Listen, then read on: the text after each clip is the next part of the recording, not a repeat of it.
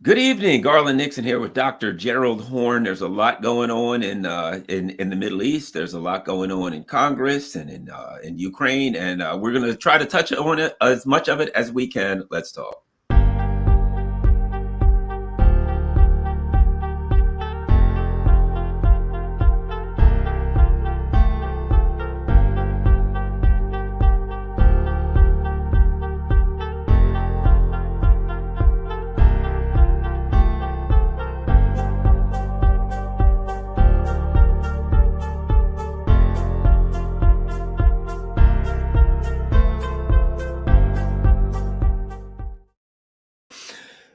Good evening. Dr. Gerald Horne is a professor of history at the University of Houston in Texas. He has a PhD in history from Columbia University, a Juris Doctorate from the University of Cal Berkeley, and his BA from Princeton University. And he keeps up with everything that's going on pretty much in the news on a regular basis, and we are very fortunate to have Dr. Horne here to enlighten us with lots of new stuff today. Dr. Horne, welcome to my humble YouTube show, and thanks for coming. Thank you for inviting me. Let's start here. I got a number of stories, and the one that jumps out to me is a Washington Post story. Senate Republicans block procedural vote for Ukraine aid package. And I'll throw this out to you because I'm hearing two things. There are people that say, number one, this is politics. The Republicans have decided they ain't going to do it. They don't have the support for it in their caucus, so it's not happening because of that reason. Now, alternatively, a bit more conspiratorial, we hear some people say, look, the Democrats don't necessarily want this thing anymore, and they want out, and it's not hurting their feelings that the Republicans are giving them an off-ramp. Which it is, I don't know, but this is a very important development. Your thoughts on this, Dr. Horne? Well, those two arguments are not necessarily at odds with one another. I mean, we're talking about 100 members of the U.S. Senate, and it is likely that they have different motivations. You may have seen the Republican Party debate the other night, and you might have noticed that there was even a split amongst those four candidates.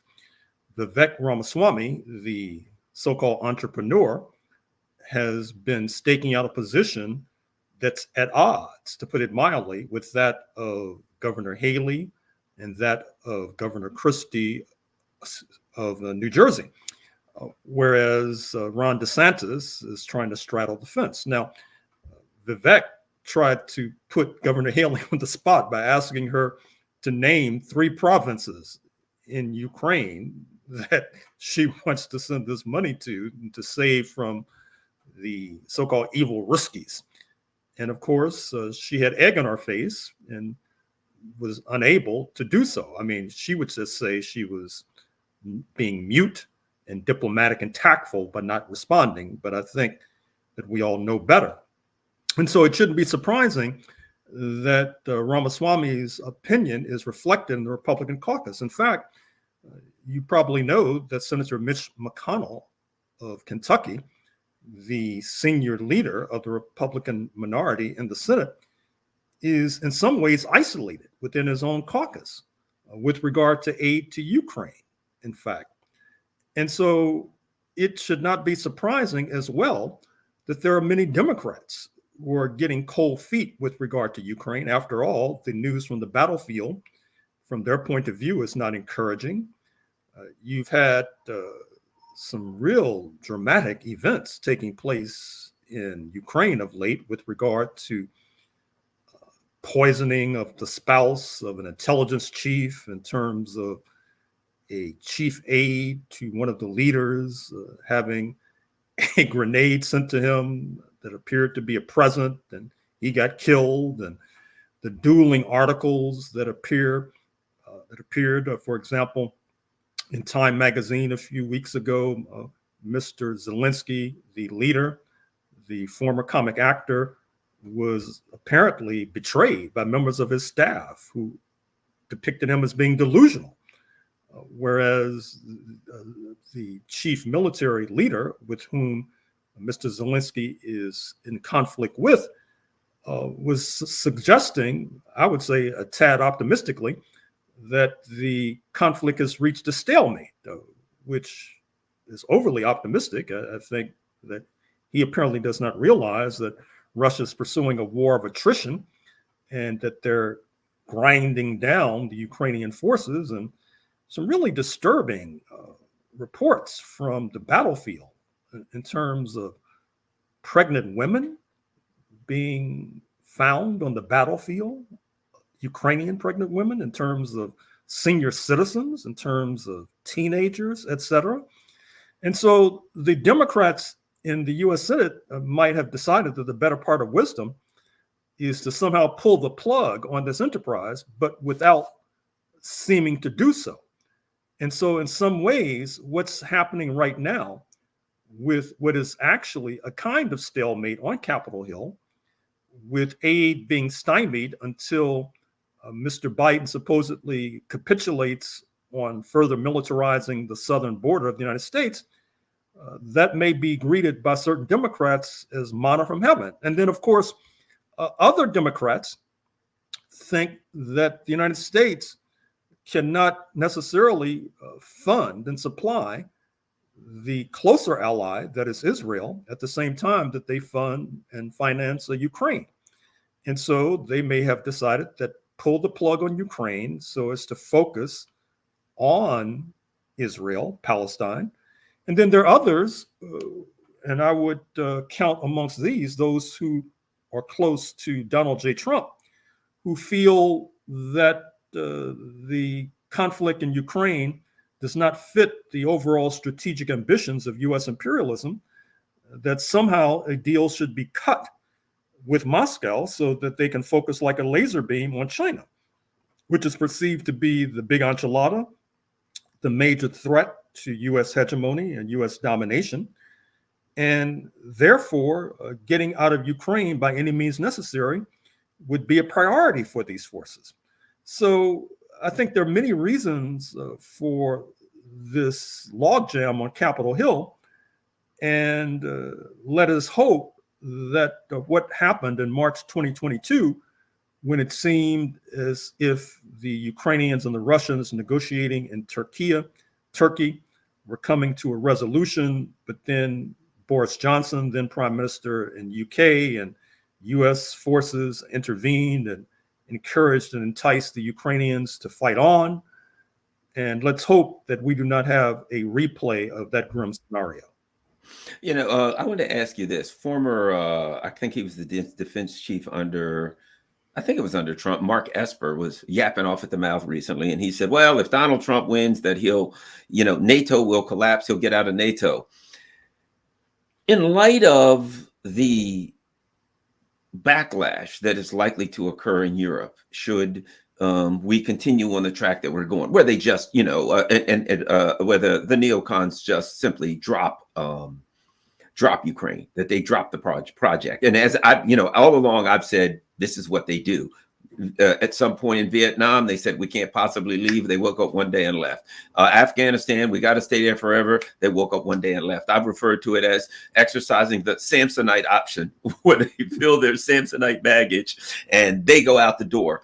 And so I kind of saw this all along. What people thought, a lot of people said, oh, they're going to do a false flag. They're going to go in. And all along, I thought, generally what they do is when they get tired of a country, they just leave. Okay. The Europeans were told, you have to suffer, you have to sacrifice, because if Putin wins, he's going to continue. He won't stop until he gets to the English Channel. He's going to go crazy, blah, blah, blah. And now the neocons are going to wake up on a given Tuesday and say, oh, never mind. See you guys later. Have a nice day. Sorry about that pipeline in Germany, but you'll get over it. I don't see how NATO survives this. We're hearing murmurings of, some Europeans kind of saying, not so much that they're done with imperialism, but maybe they want the EU to be its own imperial bloc, separate of the US, and have its own army. Anyway, your thoughts of the fallout, shall we say, in Europe, and amongst the, so we'll use this term, allies, vassals, but as a result of what appears likely, which is they're going to walk out and leave them with literally millions of Ukrainian refugees, a military hardware floating all over the place in the hands of God only knows what kind of groups, and of course, a failed state on their border. I don't know. Your thoughts? How does that end up in Europe?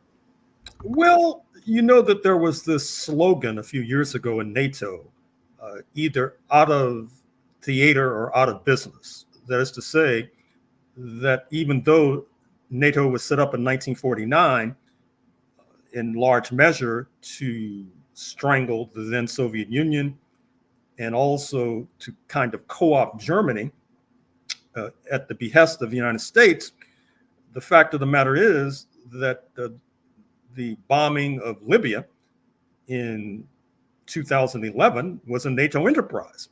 And so simply because there is a setback in Ukraine, I don't think it necessarily spells the end of NATO. The coming into office of the man that Lynn Cheney, the Republican congressperson or former congressperson, refers to as the Orange Jesus, the return to the White House of the Orange Jesus might, of course, accelerate the process of the decomposition of NATO. But even that's not inevitable because there's an infrastructure. There was an article in the Washington Post the other day by one of their conservative columnists that was pointing out how many states are implicated in the military-industrial complex. For example, in Ohio, they're not only auto plants, they're also plants that are producing armored vehicles for the battlefield of Ukraine, for example. And so because of the momentum of the military-industrial complex, even with the setback in Ukraine, it's not inevitable that NATO will disintegrate. Having said that, there are internal pressures in Europe. Before February 2022, in the special military operation by Moscow in Ukraine, recall that French President Macron was suggesting that NATO was brain dead, for example. France has a bone to pick with the United States for many reasons, not least being the United States elbowing France aside to scoop up a multi-billion-dollar submarine deal with Australia.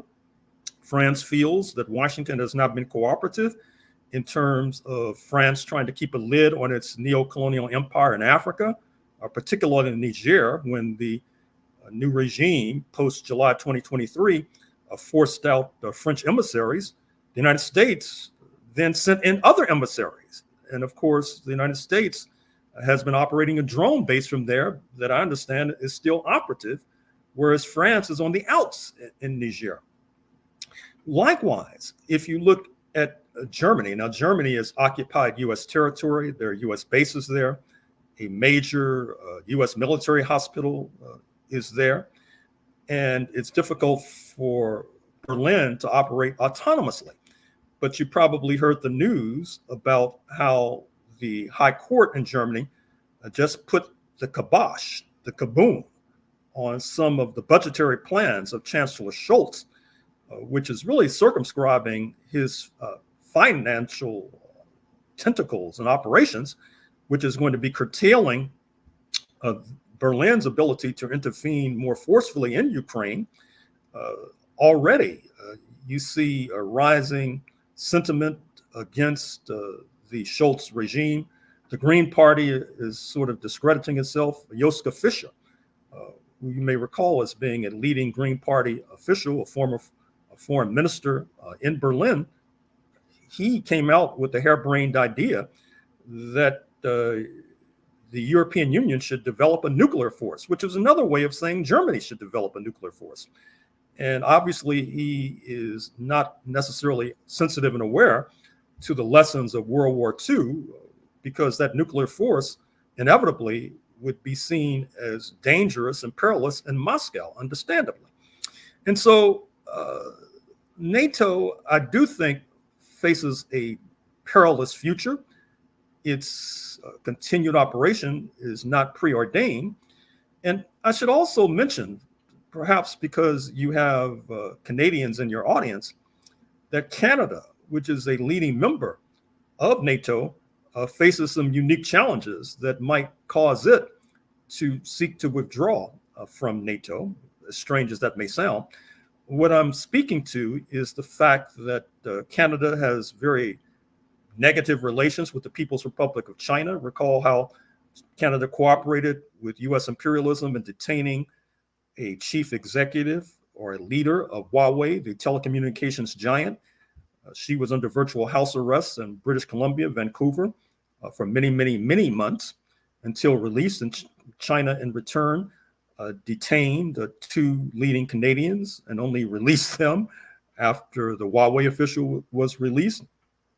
There was a story in the New York Times the other day which suggested that a Chinese Canadian elected to the Canadian Parliament in Ottawa was secretly financed by the People's Republic of China. And then there are relations with India that are not necessarily going very well with regard to the allegation that New Delhi was involved in killing a Sikh, a minority religion in India, in British Columbia. Then the companion story came out about them supposedly trying to do the same in the United States of America. And then, of course, Canada does not have very good relations with Russia either, given the fact that they have probably been second to the United States on a per capita basis in supplying aid to the regime in Ukraine. And Chrystia Freeland, Prime Minister Trudeau's number two, has deep ties to the historic Ukrainian right, her surname notwithstanding. I say all that to say that if the man that Lynn Cheney calls the Orange Jesus comes into power again, post November 2024, given his already articulated animosity towards Prime Minister Trudeau, Canada may have to rethink its entire foreign policy. And that may involve having to cut a deal with one of these major powers. It's going to be difficult to cut a deal with the United States under the erratic Mr. Trump. And it seems to me that the easiest deal would be to cut a deal with Russia. And that would mean perhaps Canada stepping back from NATO. Now, that would be difficult because, as you know more than most, there is a very powerful anti-communist Eastern European immigrant population in Canada, particularly in the prairie provinces, Manitoba and Alberta in particular. There are secessionist impulses in that part of Canada as well that could be accelerated by seeking to pull the rug out from under their right-wing brethren in Eastern Europe. But Canada is going to have to do something because right now it's like a sitting duck. I mean, here you have this gigantic country with vast natural resources and a population smaller than that of California. And then powerful antagonists in Beijing, New Delhi, Moscow, and Washington. That's an unsustainable proposition in the long run. And also in the long run, I do think that the tensions and contradictions I'm pointing to do point to a very difficult future for NATO, the North Atlantic Treaty Organization. Whether or not it will spell its doom is too soon to say. Dr. Horne, something I want to show you real quick. Here we go. Let's take a look at this. This is Alexei Arestovich. Alexei Arestovich is a former advisor for Zelensky. He was their chief propagandist at one point.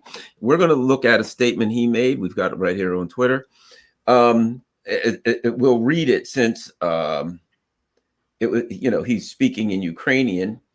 So he's talking and he says to the person he's talking to, Kolya, do you know what our most important tragedy is? In my opinion, in the conflict between globalist and realist, we made a bet. How about that? Where is it? We shed blood to be on the camp of the losing side. So he goes on to say he sees the president of Germany who went to Qatar and was pretty much ignored. He didn't leave the plane for a half hour while the Qatar Protocol Service betrayed something. Okay. And they tell us about the isolation of Putin on the international arena. He says Putin was, greeted with a horse. He said, why does Putin deserve it? Blah, blah, blah. But he goes on to say, And he is also, they say he's also diplomatically isolated. Times is going to might make him the time of man of the year. So the bottom line is this: if you look at what he's saying, what's the last thing he says? I begin to ask such questions. Okay, I say all that to say this. So here we have the former one of the top advisors, and he's still in Kiev. And what is he saying? Hey, we were told Putin was isolated. He goes to the Middle East. Yeah, I don't know if you saw what happened here recently in UAE. They had planes flying over with the colors of the Russian flag. Then they put him in, they had like a procession with camels and horses and ornate carriages. He was like the czar, Peter the Great or something, to come there. They treated this man. It was obvious what they were doing. And this guy said, look at what's happening with Putin. He is a superstar, and we look like idiots. And he goes on to say, I mean, in no uncertain terms, we bet on a wrong horse, which seems to me a fairly astute observation. But here's my point, and I said this all along. When you have a corrupt country like this, right? No permanent friends, no permanent enemies, only permanent interest. When the tide turns and it becomes the Americans walked and the Russians are in, that the people who in power there will be happy to come to the new guy, because people who are corrupt don't really care where their money or power is coming from. And now the writings are on the wall that he said we bet on the wrong horse. Well, they know who the right horse is. It seems to me that I felt all along there was a possibility that when the Americans left, that the Russians, let's face it, they won't have money, they won't have food, and the Russians got everything next door, that rather than be just Russian haters forever, that the Ukrainians will wake up one day and say, perhaps we can work something out for a little bit of wheat and some gas to keep warm this winter. Anyway, your thoughts on all of that, on the Ukrainians coming to the realization that they bet on the wrong horse, Dr. Horne? Well, first of all, a footnote on Mr. Putin's trip to the United Arab Emirates and Saudi Arabia. Not only were those jets overhead streaming the colors of the Russian flag, but you might have also noted that Mr. Putin's plane was accompanied by fighter jets from Russia, because there is a suspicion, believe it or not, in Moscow, that Mr. Putin could be treated like the former Bolivian president Evo Morales a few years ago during the Edward Snowden crisis, when his plane was forced down. And then the authorities, I believe it was in Austria, if I'm not mistaken, entered the plane in a search for Edward Snowden. Now, to do that to a head of state is quite extraordinary. The United States takes this bogus referral to the International Criminal Court with regard to Mr. Putin very seriously. It would obviously be tempting and threatening World War III or a major diplomatic incident if Mr. Putin's plane would be forced down, hence the fighter jets accompanying him. But to get to the main thread, I think your point is well taken.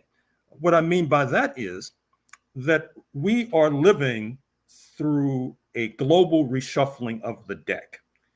And those who are accustomed to the pre-existing status quo, that is to say, the domination and hegemony of the North Atlantic powers, may have a grand surprise in store, because that is likely yesterday's news.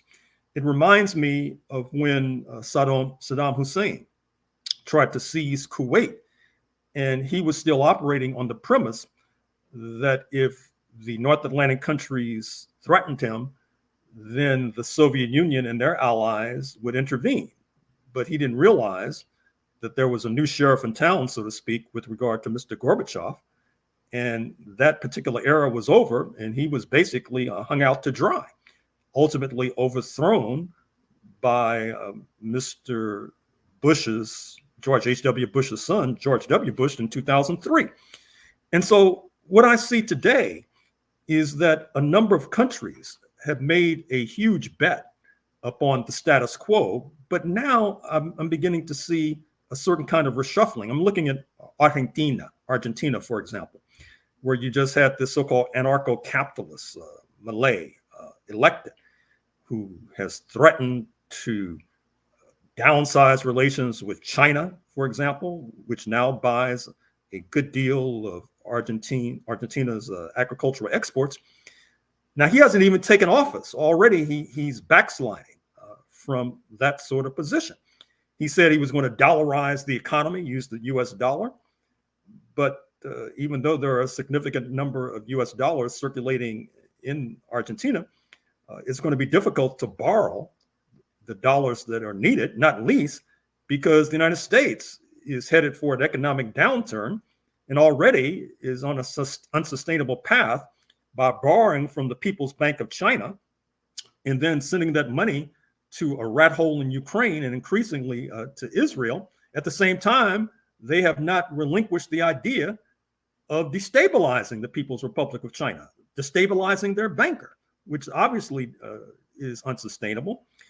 And I might also say that when Black Americans cut a deal in the 1950s, what I call the Compromise of 1954, that is to say, in return for anti-Jim Crow concessions, you would have Black Americans throw overboard their internationalist leaders like Paul Robeson, W.E.B. Du Bois.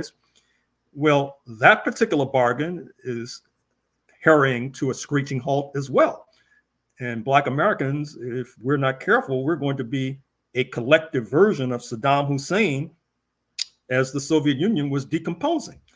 And I would say the same with regard to Israel.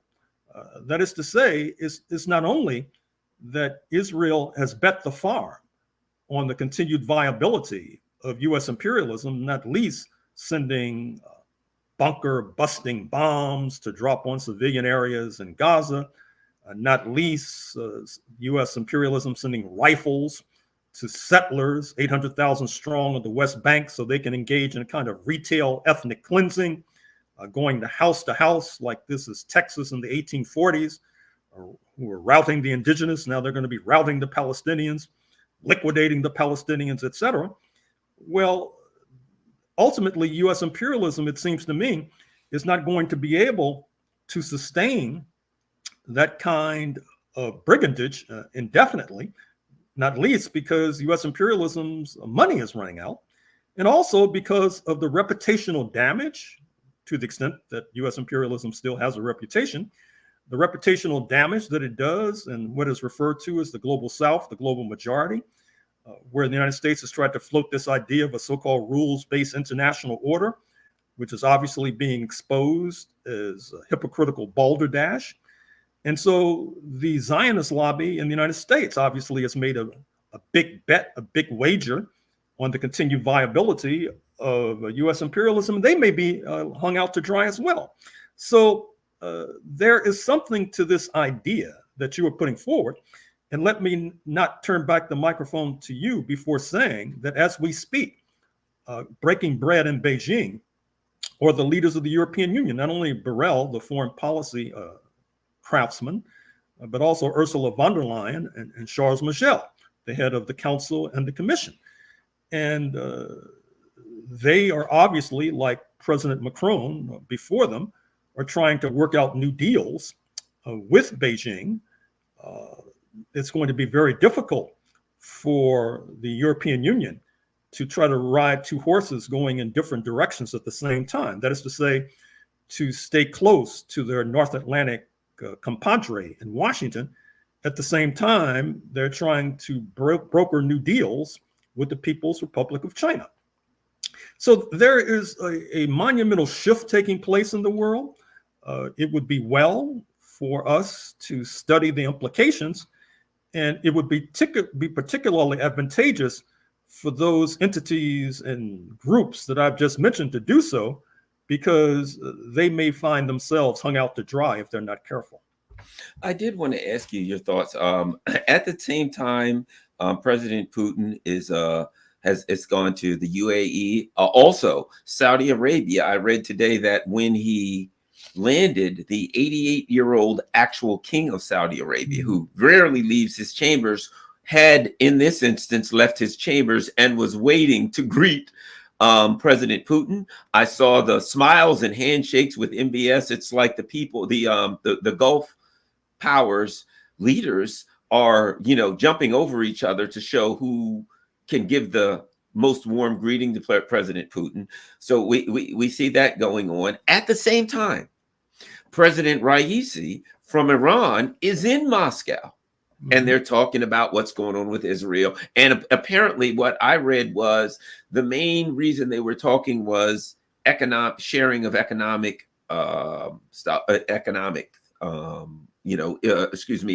broadening their economic work together. Your thoughts on President Putin's trip to the Middle East, the importance of the symbolism of these powerful leaders, the king of Saudi Arabia. I haven't seen him anywhere for the last couple of years since MBS showed up. He comes out for this. So I believe that symbolism is huge in geopolitics. But your thoughts on President Putin's trip? Another thing that I read, and this was interesting, the fighter planes that accompanied the President Putin, one of the reasons they're the Su-35S apparently.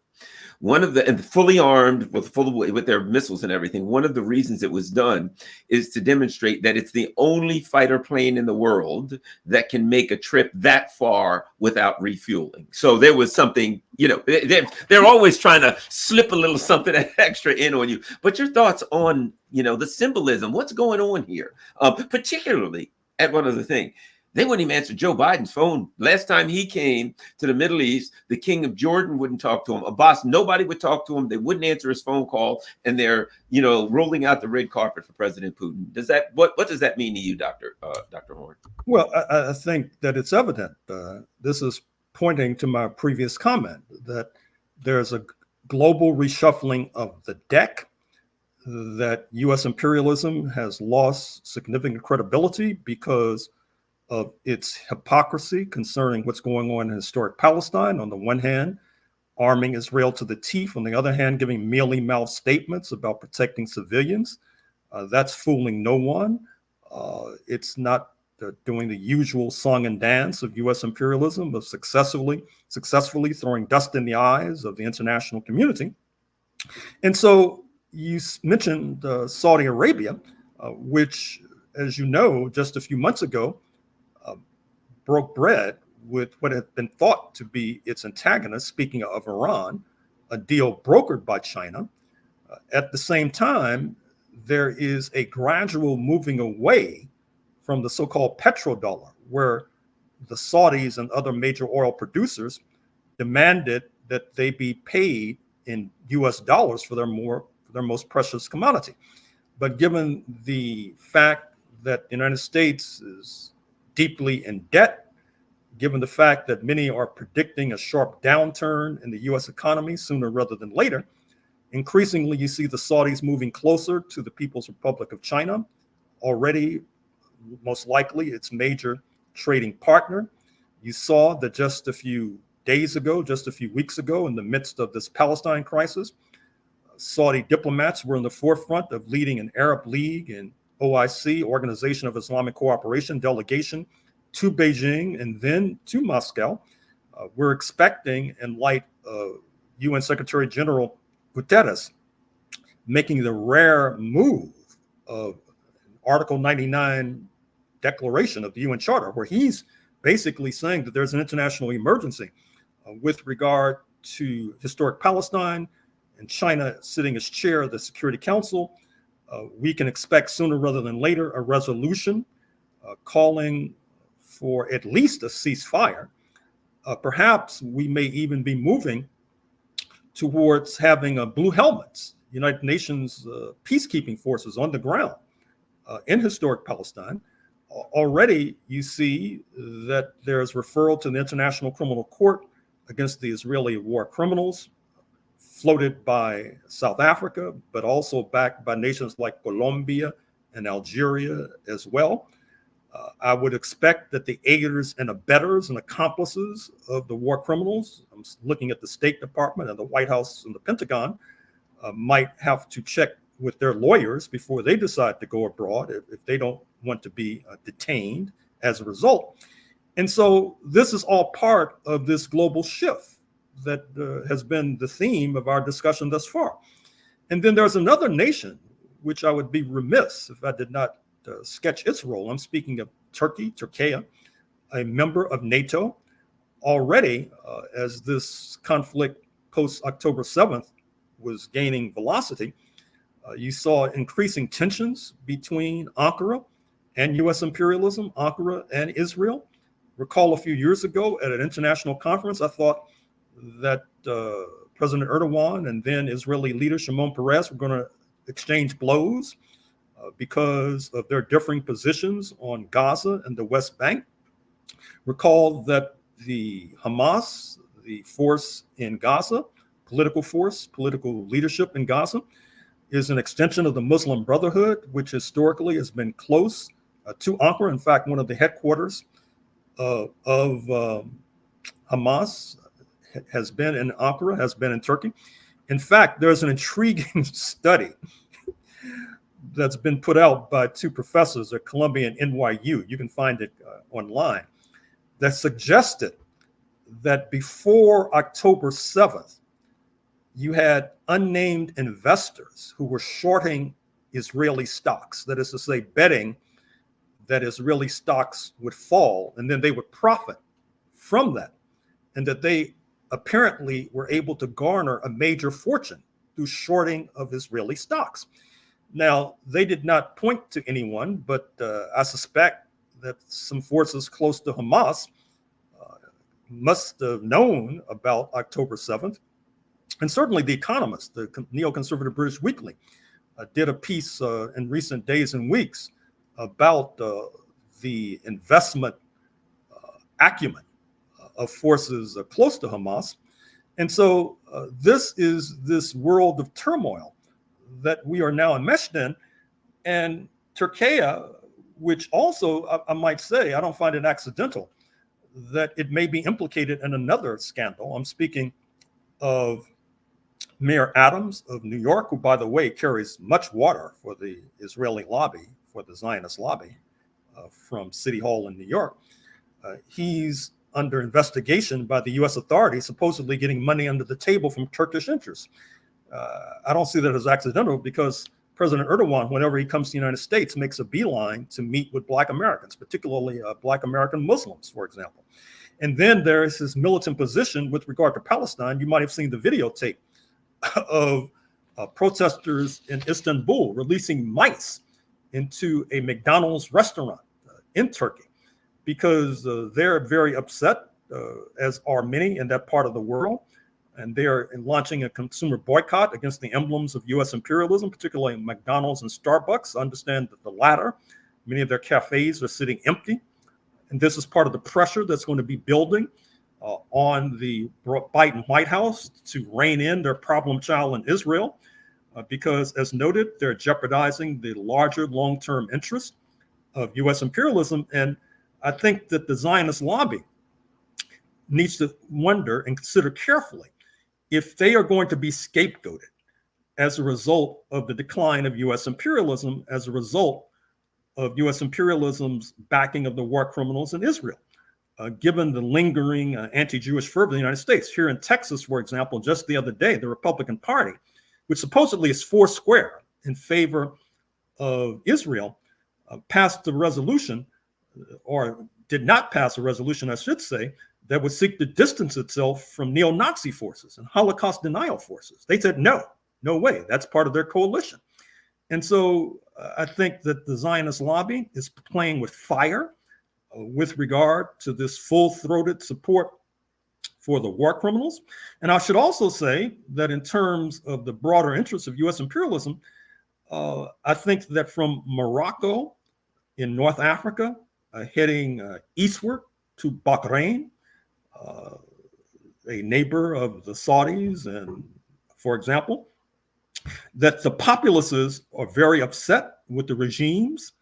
There was a striking article in the New York Times just today where the journalist was fundamentally saying as much, that the people in Bahrain, which is a close U.S. ally, have been in the streets as the regime, which is a Sunni clique ruling over a Shia majority, is seeking to broker relations with Israel, as opposed to those bankrupt Abraham Accords negotiated by President Trump. So once again, I think that the issue is that the world is undergoing a major Copernican transformation, that it's like musical chairs when you were in elementary school. When the music stops, everybody's not going to have a seat, and some are going to be left hanging. And the question is, who will those forces be? Potentially, it can include quite easily the Zionist lobby and Israel. Potentially, it can include other erstwhile allies of U.S. imperialism. In the Middle East, one thing that's going on that I think is critical. The U.S., as they say, we have a blue navy. I heard a blue water navy. I heard Hillary Clinton talking about what the issues that she had with China. They want a blue water navy so they can go around the world, and they can, we're the only ones that are supposed to have a navy all over the world so that we can control the shipping lanes internationally. Well, a very, very small country run by a group called Ansar Allah, that most people here know as Houthis, have demonstrated that the shipping lanes around the world aren't, with missile technology being inexpensive and accurate, and drone technology now being inexpensive, that even a small country like such as Yemen, let me do this, can have a dramatic effect on the shipping lanes. What I always tell people, I'm going to bring up a map right here, hopefully if it comes up, is that whenever I see a conflict in the world, the first thing I do is go get a map. Mm-hmm. When I see a conflict, I want to know what's going on. I'm getting a map. Now, if we look at this map, if everyone looks at this map, and what you'll notice, yeah, there we go. So if we look at this map, we'll notice here's Yemen, where the little thing is. Now, if you look on one side, behind Yemen is Saudi Arabia, the Red Sea, which comes to, and on one side, the other side is the Persian Gulf, of course. But look right here. Of course, the Red Sea empties on one end. It empties out in the Mediterranean, and that's Egypt's Suez Canal. But on the other end, and this is critical because it's one of the places that Saudi Arabia uses to get its oil to market, one being right here, controlled by Iran, right? The Straits of Hormuz, so Iran controls that. On the other side, let's move over here. Here's Yemen, and what does Yemen control? A tiny little strait called the Bab al-Mandab, right there. Tiny little strait, right? Bab al-Mandab, the straits. So these two critical areas, the Straits of Hormuz and the Bab al-Mandab Straits, are controlled by Iran and a close ally of Iran. Now, Yemen has now taken the opportunity to demonstrate that they can take action in and around their nation, that they can make life pretty darn miserable for Israel. That they are, what I read was that in closing off the particular shipping lanes that they have, that Israeli ships have to have an additional 30 days.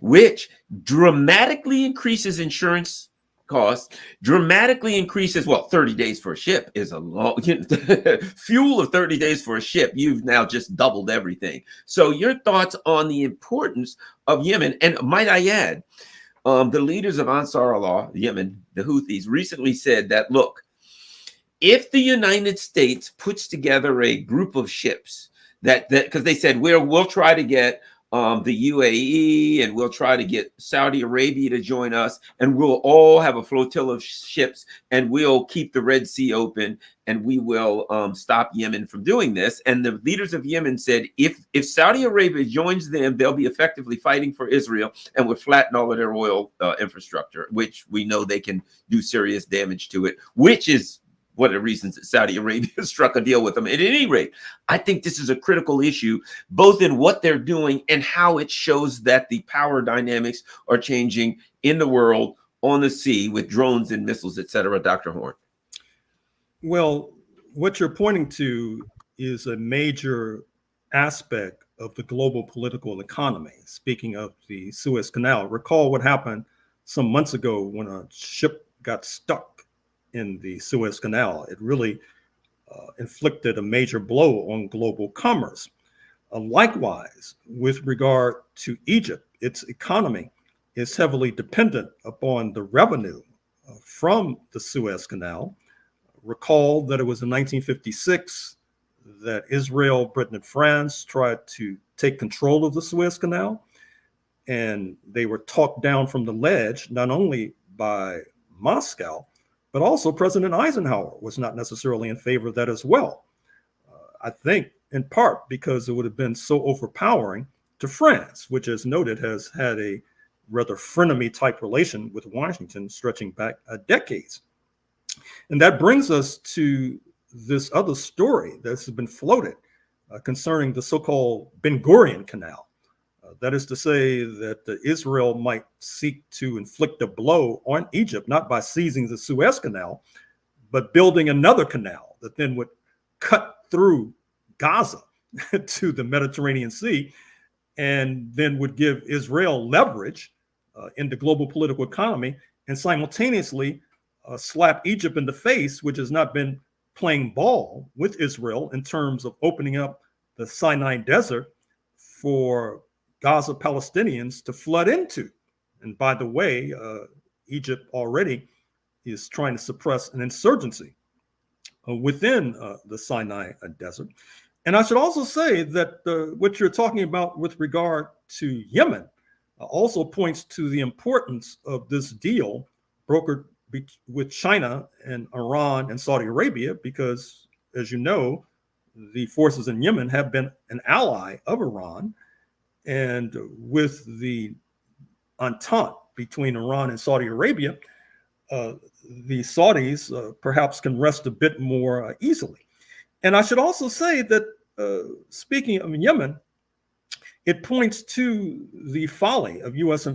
imperialism, because it was not so long ago that in Aden, which is the major city in Yemen, we just saw it on your map, in power was the Socialist Party of the People's Democratic Republic of Yemen, but it fell victim to Cold War pressures. In fact, there's a story that's yet to be told in detail about, just as you saw in Grenada, the small Caribbean island, the conflict within the leadership that leads to the overthrow of the Grenada Revolution, the conflict in Afghanistan, the People's Democratic Party ruling in Kabul up until the rise of the Taliban. You saw a conflict within the leadership with one of the leaders being smothered with a pillow by one of his comrades. You had a similar sort of conflict in Aden, except that there was a shootout in a Central Committee meeting. And so this is what happens when you interfere in the internal affairs of so many sovereign states. You can't necessarily control the outcome, or perhaps the outcome will be akin to a Frankenstein monster that you've helped to create. And on the same vein, I should point out further the folly of this, because you may be familiar with the Hollywood movie Captain Phillips. Came out some years ago when there was all this hysteria about some Somali pirates in that part of the Red Sea. And the Somali pirates, so-called, were supposedly seizing vessels. Tom Hanks starred in it. It was so notorious at the time. And so Washington, one of the things about these foreign policy mandarins, they don't seem to learn lessons from history. They seem impervious to learning lessons, which is one of the reasons why the hand grenades are always blowing up in their face. And speaking of which, it's not only that Israel had a ship that had been detained. I don't even think it's been released to this point. Of course, they disclaimed any sort of ownership interest, but that was apparently not accurate. But Israel is also facing another problem, as we know, on its northern border with regard to Hezbollah, another Iranian ally, which has tied down 3 Israeli divisions because of the fear that the 2006 conflict, where Hezbollah fought Israel to a standstill, will be replicated. I don't think we can rule that out going forward, particularly if this bombing of civilians continues. As a result, Israel has been forced to move its civilian population from the northern climes of Israel because of the threat of missiles from southern Lebanon into the center of the country, putting folks up in hotels, which is putting a burden on the Israeli economy, just like they move people from the north adjacent to Gaza to the center of the country. So Israel is sort of shrinking in a de facto sense. And despite all of what you may glean or read from the mainstream press, it does not appear 2 months into this conflict that they are on the verge of liquidating Hamas, which is their supposed goal. The scuttlebutt now is that Israel will somehow be forced to retreat from this war and then blame Biden, which will then harm his relations with the Zionist lobby. But at the same time, if they do that, the ultra-rightists in the war cabinet of Prime Minister Netanyahu are threatening to pull the plug, bring down his government, and then in which case he'll have to face the criminal charges that have been hanging above his neck like the sword of Damocles.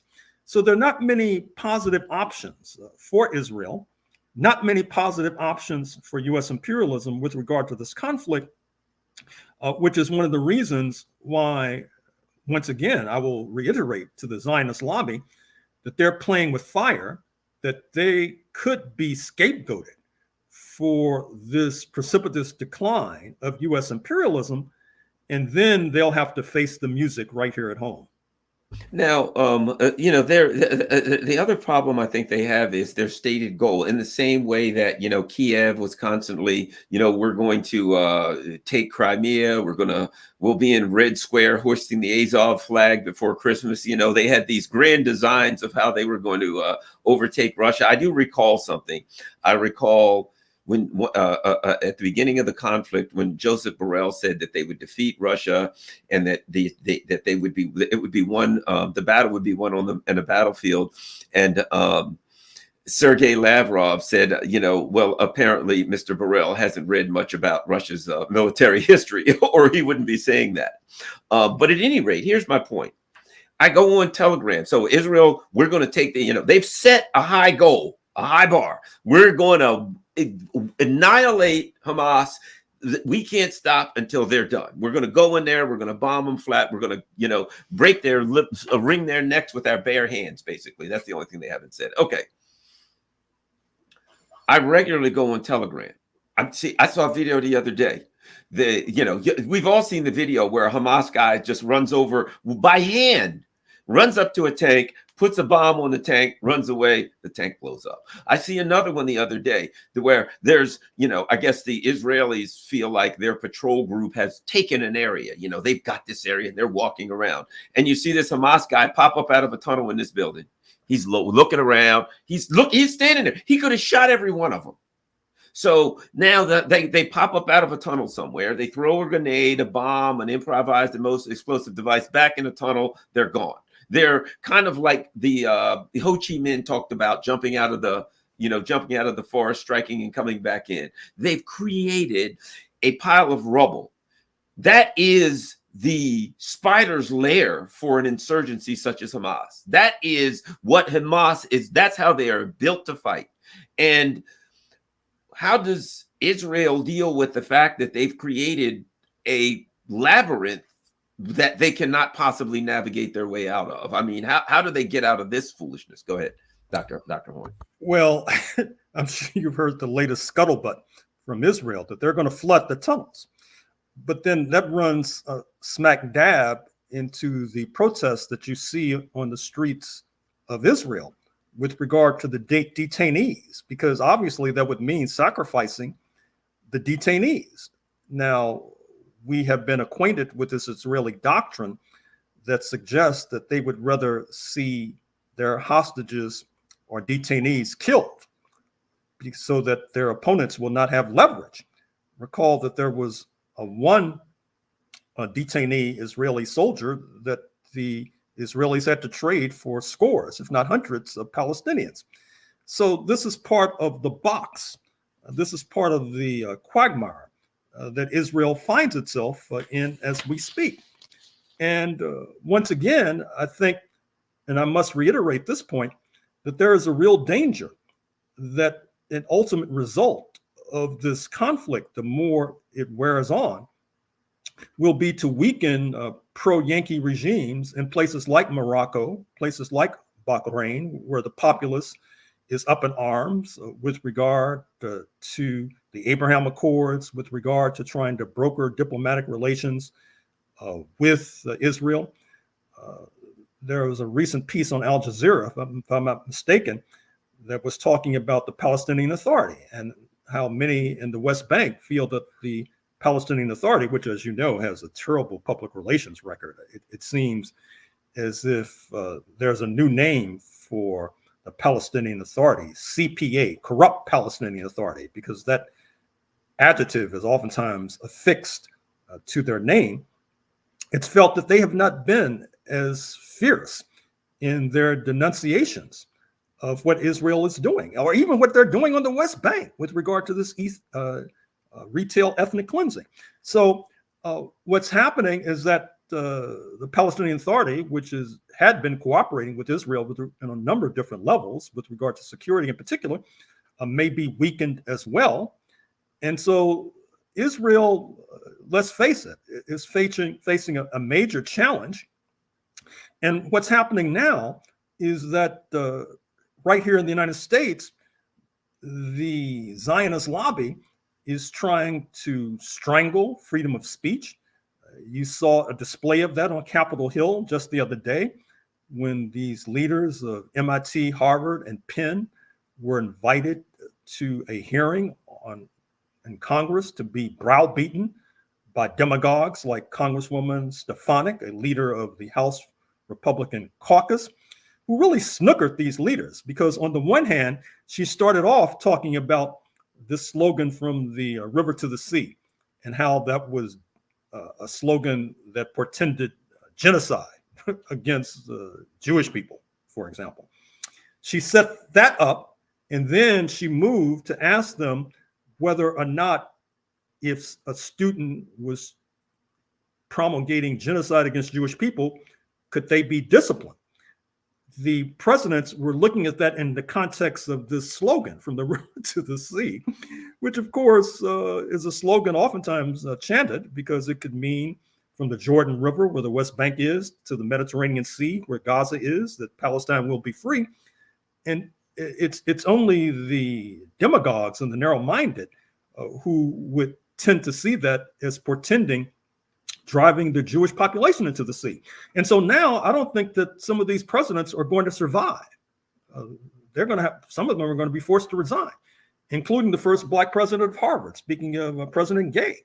So this also, I'm afraid to say, probably portends a purge of the academy, because let's face it, higher education is seen as a battleground, is seen as an antagonist by the right wing, because higher education houses people like myself who, of course, are not willing to toe the line.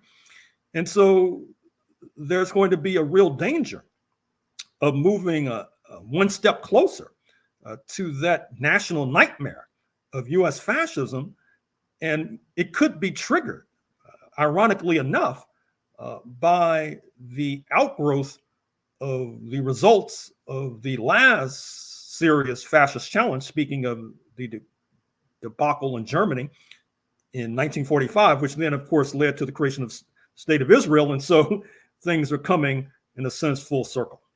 Last thing.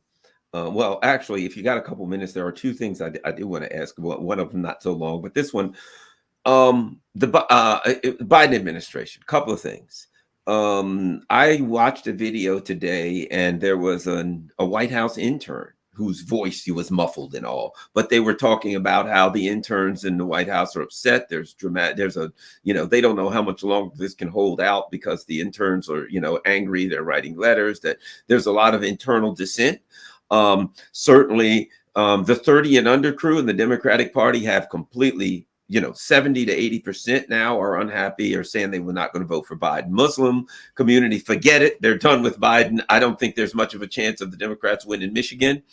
And of course, Margaret Kimberly had a great article today called "Black People Won't Be Silenced About Israel," and certainly talking about some of the black leadership class who's going along with the Biden administration on this Israel, the Hakeem Jeffries, et cetera. But the most black people in America are siding with the politicians. Your thoughts on, and add this, then I got to add. The Florida now has said basically they're not going to have a primary, that they're just they've submitted Biden's name as the nominee, and they haven't even Marianne, what's her name, is running. There are other people running. They're not going through all that.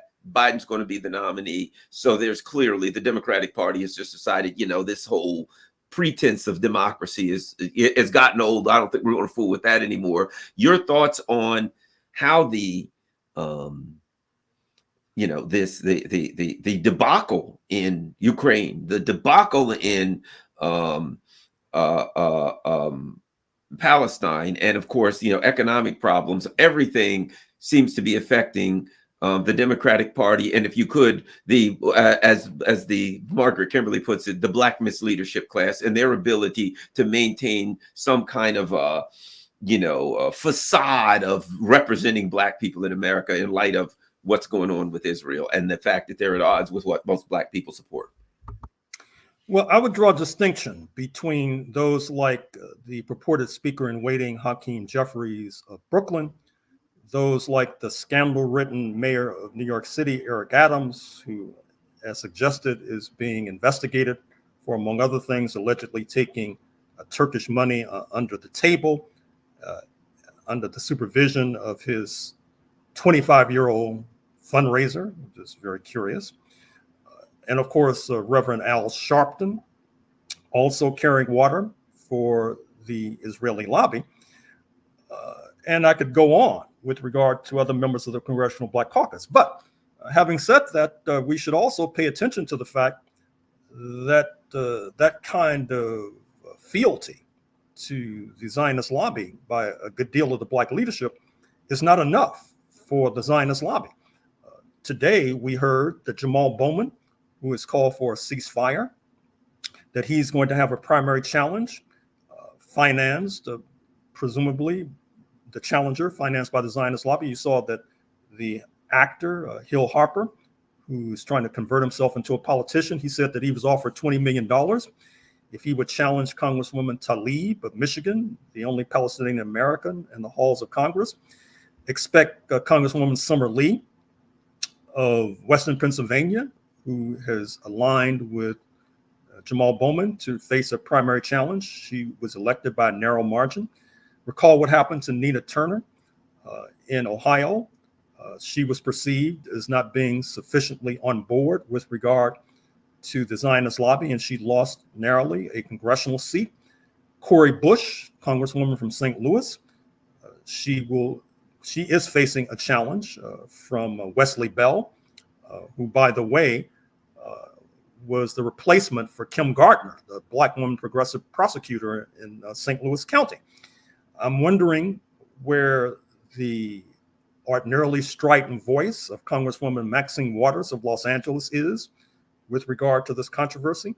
I noticed that Congresswoman Barbara Lee, who I'm afraid to say really stubbed her toe with regard to the Ukraine crisis, but has tried to make a comeback by calling for a ceasefire in Palestine as she runs for a U.S. Senate seat, replacing the late Dianne Feinstein against Congressman Adam Schiff and Congresswoman Katie Porter, who, of course, are in the pocket of the Zionist lobby.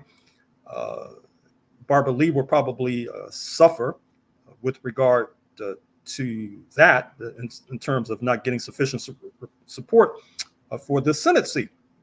So what I see fundamentally is that the Zionist lobby is trying to pick off Black leadership that's calling for a ceasefire, which you would think is a simple humanitarian demand.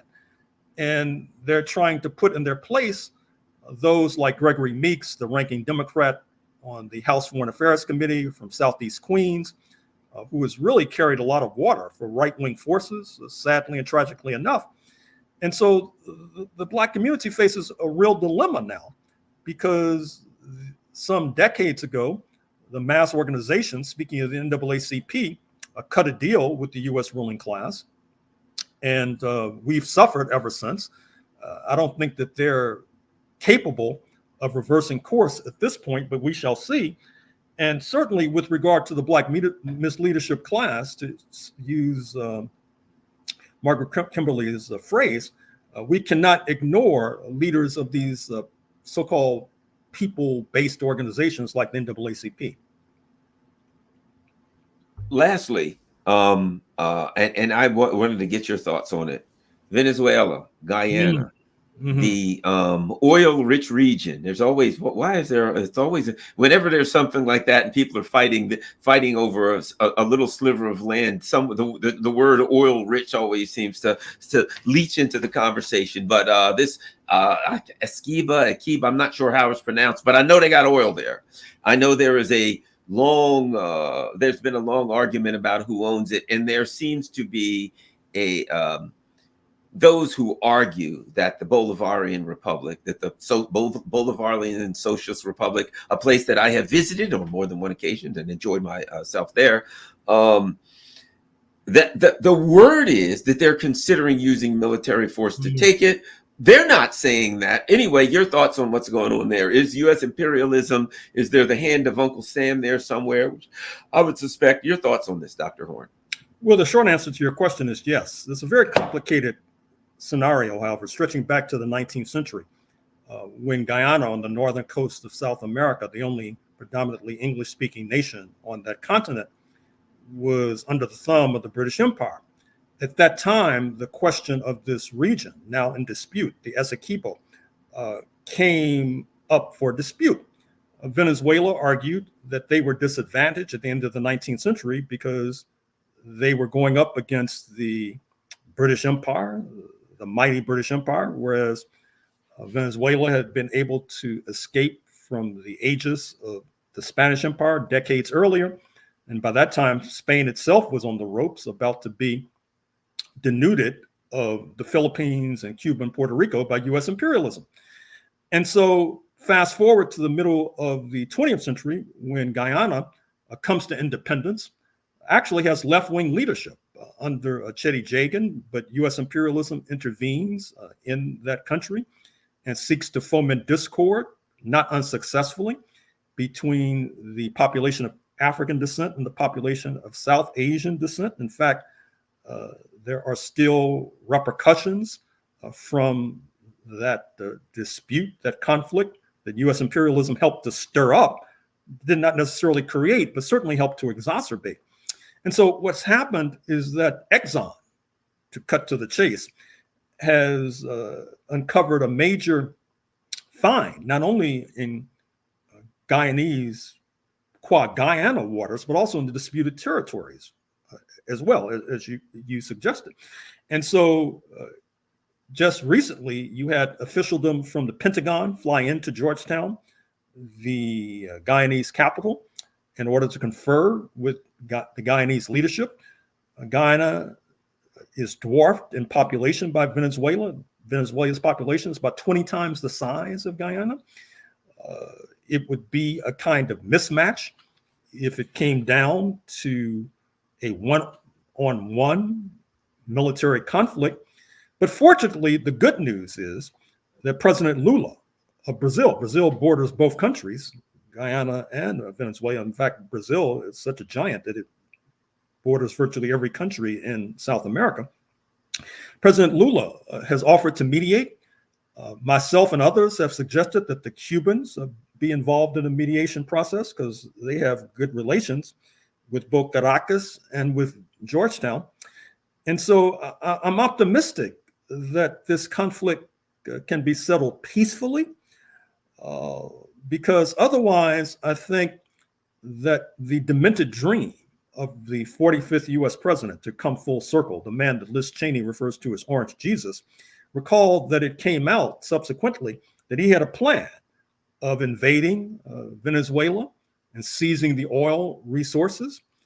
Uh, this kind of conflict is made to order for the machinations, the evil, diabolical schemes of US imperialism. So I'm hoping that President Lula can bring both sides to the table and that cooler heads will prevail. The only thing I will say about Venezuela is, having been there, having been around and talked to the people, Venezuela would be a tough nut to crack, because they arm the people. You know, it is the Bolivarian, it's a socialist republic. They arm the, you know, they really are in the revolution, and they arm the people. And when you go there, when I was in Venezuela, what I saw was there a lot of people have different, there are a lot of uniforms. Volunteerism is big. And I saw that some people had on like a light tan uniform, and that is the militia, which, like, everybody belongs to the militia. So they give you guns, they give you bullets, just in case US imperialism should get any ideas, or someone should decide they're going to take Venezuela and hold Venezuela. Virtually the entire population is militarily armed. If you might you might recall the infamous Bay of Piglets invasion, where John Bolton had a scheme where he had 60 or maybe 160 Floridian mercenaries, and their plan was to come into Venezuela by boat, and a brilliant plan. They were going to land, somehow make their way to Caracas, and once they got there, somehow get to the presidential palace and either kidnap or eliminate the president of Venezuela. That scheme had a lot of holes in it, not the least of which being, as soon as they tried to come ashore, there were a bunch of fishermen in a small fishing village. And because everyone is armed, when they saw these people, they all went back, got their rifles, got in a shootout with these, and killed most of them and took the rest of them hostage. They were defeated by fishermen. But again, Venezuela, the government has armed everyone to the teeth, just for, because they know they've been, occupied by the US before. So that probably wouldn't be the best move in the world.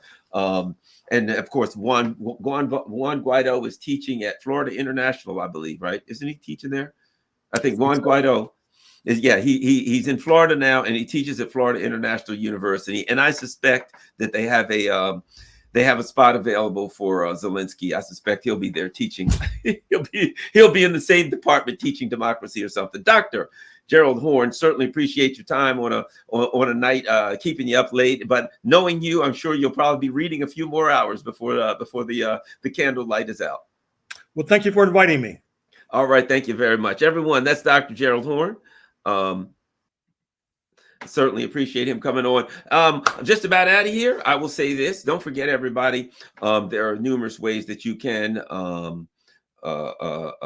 contribute to the channel. You see everything. Buy me a coffee. The Cash App information is there. PayPal is there. Certainly Patreon. Any way that you can is certainly appreciated. Also, go to rockfin.com/Carla Nixon, just in case they throw me off of YouTube. You will have another place where you can find me, and share this on all of your social media platforms. I really enjoy. I have a lot of fun talking with Dr. Horne. He's great. What an incredible knowledge of history that he has, and he has a rather dry sense of humor. I find it quite pleasant. Thank y'all. Thanks a lot, everybody. Don't forget, share this. I'm getting ready to hit the sack. Peace. I'm out.